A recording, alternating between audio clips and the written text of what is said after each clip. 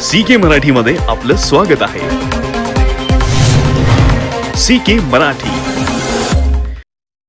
राज्य सरकारने आता न्यायालयाची वाट न पाहता धनगर समाजाला एसटीचे दाखले द्यावेत, अन्यथा धनगर समाज रस्त्यावर उतरल्यास सरकार जबाबदार राहील, अशा शब्दात आमदार पडळकर यांनी आपल्याच सरकारला इशारा दिला।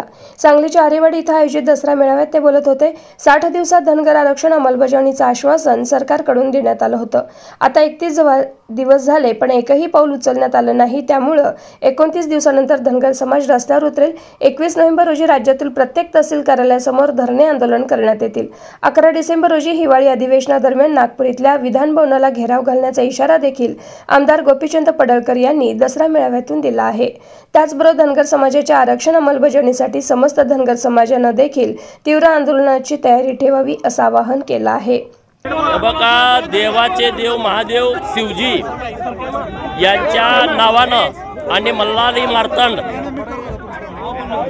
खंडेराया यांच्या आशीर्वादानं बिरोबा सुद्धा आमचं महादेवाचंच एक रूप आहे। आणि छत्रपती शिवाजी महाराजांनी स्वराज्य निर्माण करताना पहिल्यांदा महादेवाला रक्ताचा अभिषेक घातला होता। आणि या देशाच्या जडणघडणीमध्ये शिवजींचा मोठा आशीर्वाद आहे। आणि या म्हणून आम्ही आज महाराष्ट्रातील बहुजन समाजाला एकत्रित करण्यासाठी हिंदुस्थान शिव मल्हार क्रांती सेना ही अराजकीय संघटना आज आम्ही आरेवाडीच्या बिरोबाच्या साक्षीनं, मावळत्या सूर्याच्या साक्षीनं आणि लाखो बहुजनांच्या उपस्थितीमध्ये आज आम्ही घोषित केलेले आहे। या संघटनेच्या माध्यमातून महाराष्ट्रामधल्या बहुजनांच्या वरती होणारे अत्याचार थांबवण्यासाठी, त्यांना त्यांच्या हक्काची जाणीव करून देणं, त्यांच्या अधिकारांची जाणीव करून देणं, त्या अधिकाराच्या हक्काच्या आडवं जरी कोण येत असेल तर त्यातून मार्ग काढणं, यासाठी आम्ही आज अराजकीय संघटनेची शिव मल्हार सेनेची घोषणा केलेली आहे। महाराष्ट्रातील मेंढपाळांच्या वरती खूप मोठ्या प्रमाणात अत्याचार होतात आणि सरकारच्या योजना त्यांच्यापर्यंत पोहोचवणं, त्यांना लाभ देणं, सरकारनं आता 10,000 कोटीच्या मेंढपाळांच्या योजनेची घोषणा केली आहे, तर ती योजना लोकांच्यापर्यंत पोहोचवणं, यासाठी श्री संत बाळूमामा मेंढपाळ संघटना ती आम्ही आज संघटना घोषित केलेली आहे। बघा, पवारांचं आता काय राहिलेलं नाही, त्यामुळे त्या विषयावरती काय बोलणं मला काही उचित वाटत नाही। त्यांनी त्यांचा पक्ष आता संपलाय। बावनकुळेंची चिंता करू नका। बावनकुळेंच्या नेतृत्वाखाली 106 आमदार राज्यामध्ये काम करतात, अनेक बहुसंख्य खासदार काम करतात, विधान परिषदेचे 26 आमदार काम करतात। त्यामुळे बावनकुळे आणि शरद पवारांची तुलना आज घडीला होत नाही। या दसरा मेळाव्यातून आमदार पडळकरांनी शरद पवार कुटुंबावर देखील सडकून टीका केली। शरद पवारांचं नाव न घेता बहुजनांचा बुरखा पांघरलेला लांडगा, अशा शब्दात पडळकरांनी शरद पवारांवर टीका केली।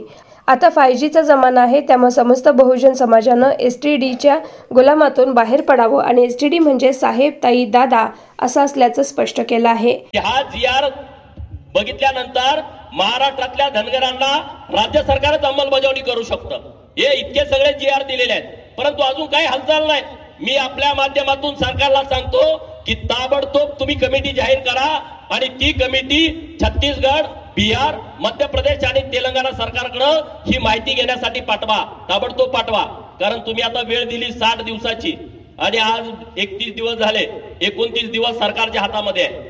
29 दिवसानंतर महाराष्ट्रातला धनगर समाज परत रस्त्यावरती उतरला तर त्याला जबाबदार सरकार असेल, त्याला जबाबदार धनगर समाजातलं कोणी असणार नाही। बरोबर का चुकीचं आहे? बरोबर आहे का चुकीचं आहे? आणि म्हणून सरकारने जे काय आम्हाला दिलं ते आम्ही मान्य केलं की धनगरांचा तुम्ही सर्टिफिकेट दिला, धनगर समाजाच्या बाबतीमध्ये 2 ऍफिडेव्हिट दिली। पुण्यश्लोक अहिल्या देवींच्या नावानं सोलापूरच्या विद्यापीठाला नाव देवेंद्र फडणवीसांनी दिला। माननीय मुख्यमंत्री आणि उपमुख्यमंत्री महोदयांनी 31 मेला चौंडीमध्ये अहमदनगर जिल्ह्याचं नाव बदलून पुण्यश्लोक अहिल्यादेवी नगर करण्याची घोषणा केली, तर त्याचं मी अभिनंदन करतो। पण सरकारकडे मी मागणी केली, जेव्हा आपली मीटिंग झाली तेव्हा सरकारकडे काही मागण्या केल्या, त्यामध्ये आपली जी केस चालू आहे त्यामध्ये कुंभकोणी साहेबांची कायम नियुक्ती करावी अशी आपल्या सगळ्यांची मागणी होती, ती सरकारने मान्य केली। दुसरी आपण मागणी केली की या राज्यामध्ये 10,000 कोटींची तुम्ही घोषणा केली मेंढपाळांच्यासाठी, तर त्याच्याबद्दल जिल्ह्याच्या सगळ्या संस्था स्थापन झाल्या, तर आता त्याच्याबद्दल तुम्ही महाराष्ट्राचं फेडरेशन तयार करून त्याचा अध्यक्ष लवकरात लवकर डिक्लेअर करा, म्हणजे धनगर समाजाची ती योजना तळागाळापर्यंत जाईल। तिसरी मागणी आपण मेंढपाळांच्या बाबतीमध्ये अरे मेंढपाळांना कुणी मारतं, कुणी मारझोड करतं, मेंढपाळाला इकडे येऊ नका तिकडे येऊ नका, मोठा अन्याय अत्याचार करतं, तर त्याच्यासाठी स्वतंत्र कायदा तयार करावा आणि वन क्षेत्रामध्ये धनगरांच्या आमच्या मेंढपाळांना चराई कुर्ण जी होती त्या कुर्णावरती तुम्ही येऊ देत नाही, त्याच्याबद्दल सरकारकडे आम्ही मोठ्या प्रमाणात मागणी केली. ज्या आरेवाडीच्या बिरोबाच्या बनामध्ये आपण बोलतोय, ह्या आरेवाडीचा बिरोबाचं बन, पट्टण कोडोलीचा बिरोबा, वासीचा बिरोबा, हुलजंतीचा महालिंगराया आणि हुन्नूरच्या मंदिराचा हा 5 मंदिराचा एक विकास आराखडा सरकारनं तयार करावा, ही मागणी आपण सरकारनं केली आहे आणि ती सरकारनं मान्य केलेली आहे.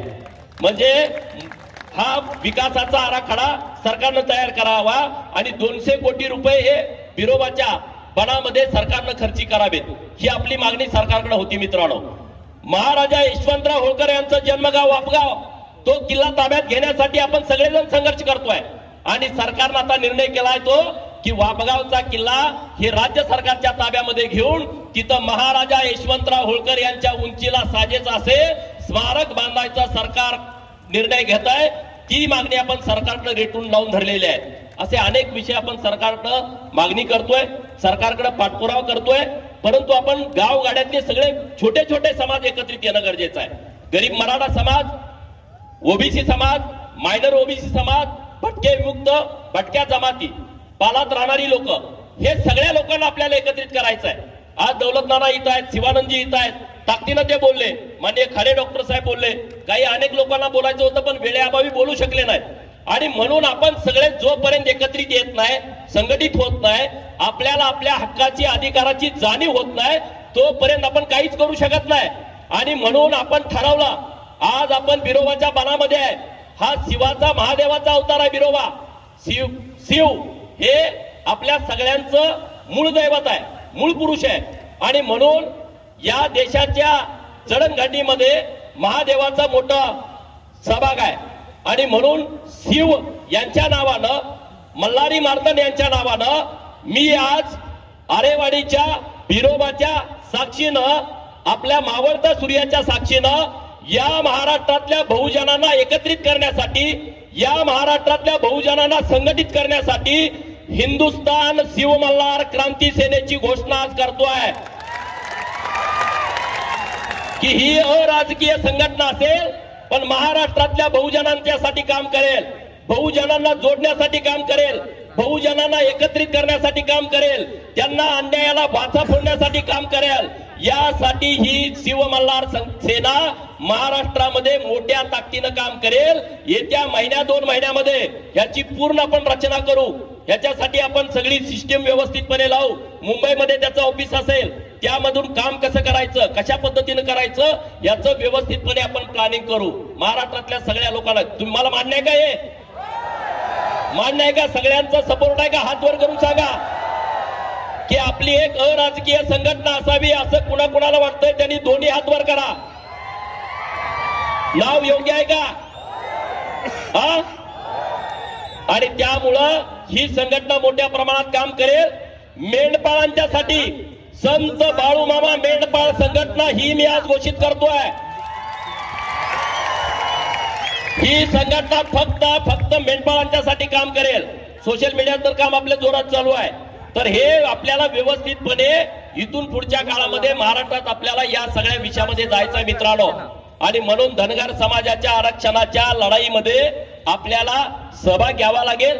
आपल्याला ही लढाई तीव्र करावी लागेल. 21 सप्टेंबरला आपली पहिली बैठक झाली.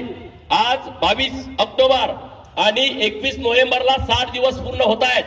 आणि म्हणून जर 60 दिवसाच्या आतमध्ये सरकारनं ही कमिटी पाठवून अहवाल जर नाही आणला तर 21 नोव्हेंबरला आपण महाराष्ट्रातल्या सगळ्या तहसीलदारांच्या समोर एक मोर्चा काढायचा आहे. बरोबर का? 21 नोव्हेंबरला मंगळवार आहे. आपण महाराष्ट्रातल्या सगळ्या तहसीलदारांच्या समोर मोर्चा काढू आणि अधिवेशन सुरू होतंय 7 डिसेंबरला. 7 डिसेंबरला गुरुवार आहे. शुक्रवार, शनिवार, रविवार, सोमवारी 11 डिसेंबरला महाराष्ट्रातल्या धनगरांचा एसटी आरक्षणासाठी नागपूरला विधान भवन घेरण्यासाठी लाखोच्या संख्येने आपल्याला जायचं आहे. CK मराठी न्यूज मुख्य संपादक चंद्रकांत खरात, कवठे महंकाळ, आरेवाडी.